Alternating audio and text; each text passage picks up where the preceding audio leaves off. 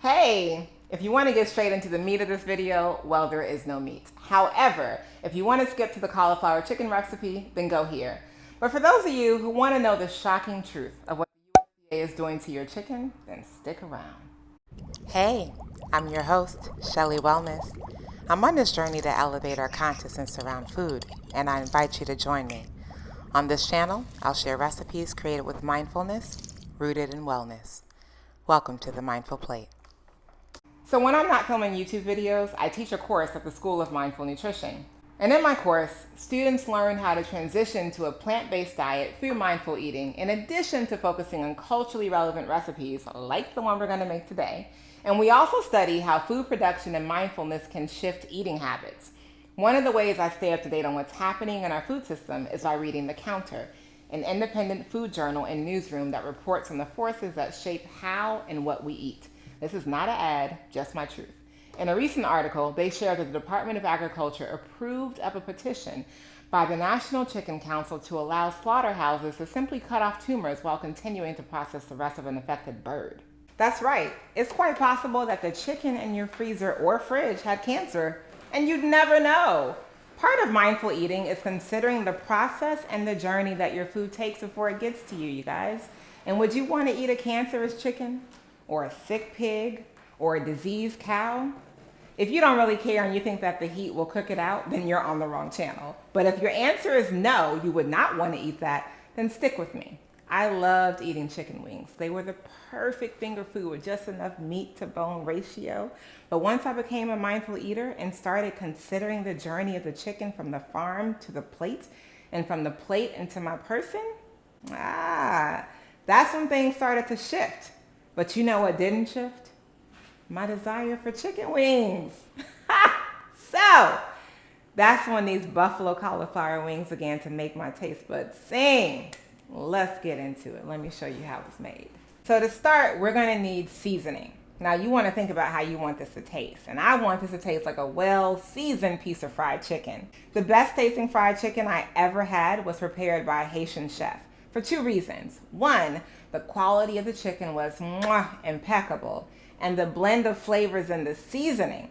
Now, I can't replicate the exact blend, but I can definitely honor the process of blending spices and herbs to maximize flavor. So I broke up my cauliflower into bite-sized pieces that resemble the overall shape of a chicken wing.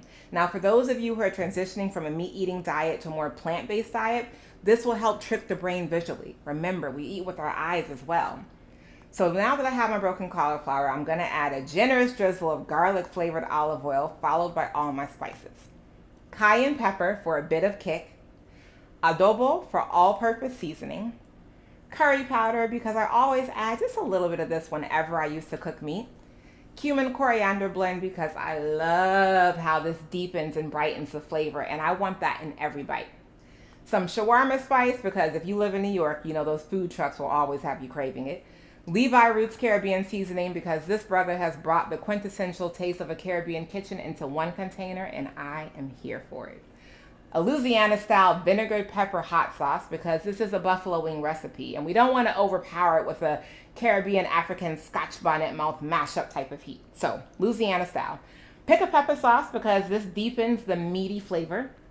Apple cider vinegar, because I just like the way this tangs. And liquid smoke, because I used to really enjoy a good smoked chicken. So now that our cauliflower chicken is seasoned, we want to cook it.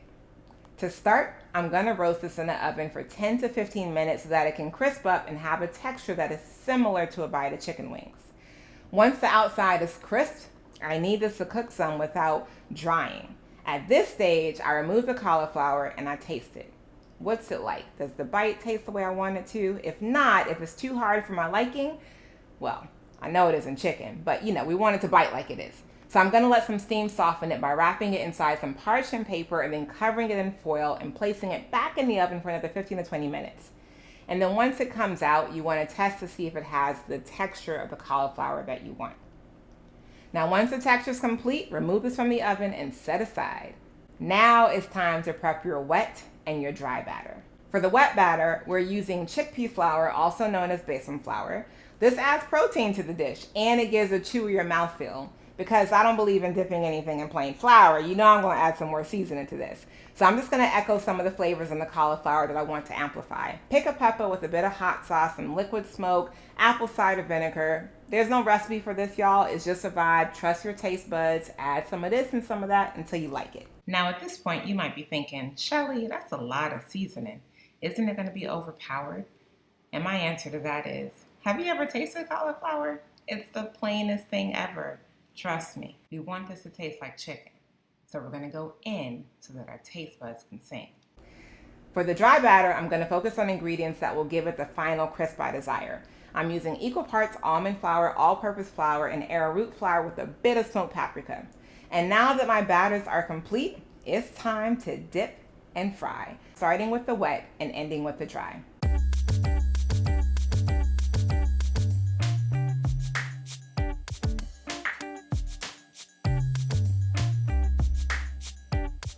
Now at this point, your wings are done. But I told you, I like flavor and I like sauce. So I'm gonna toss these in more sauce. When I used to make chicken wings, I would mix butter and hot sauce and pour that over. This time, I'm gonna mix a little bit of melted coconut oil or my vegan butter with a little bit of that Louisiana style peppered hot sauce and a sprinkling of garlic powder just to bring out the taste.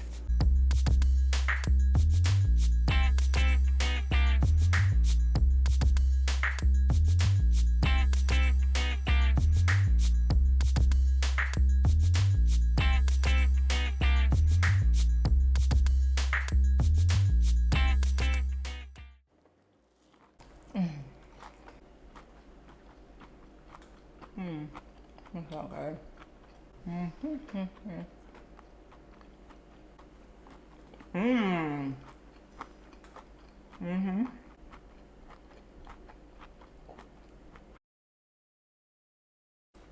This is so good.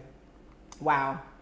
It's like chicken, but it's not chicken, and there's no cancer in it. It's amazing. I mean, the crunch is perfect.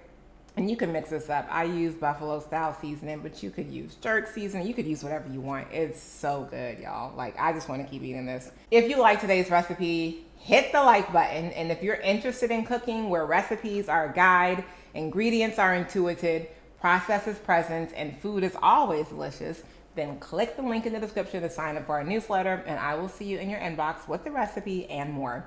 I'll see you next time. Until then, eat well and be well.